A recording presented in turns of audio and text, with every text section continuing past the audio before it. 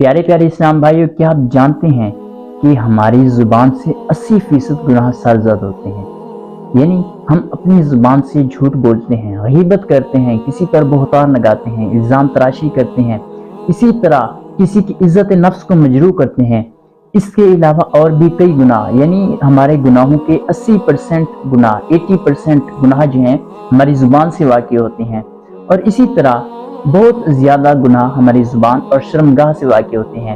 اسی لیے حضور نبی اکرم نور مجسم صلی اللہ تعالیٰ علیہ وسلم نے ارشاد فرمایا کہ جو شخص مجھے اپنی زبان اور شرمگاہ کی حفاظت کی ضمانت دے تو میں اسے جنت کی گارنٹی یعنی جنت کی ضمانت دیتا ہوں۔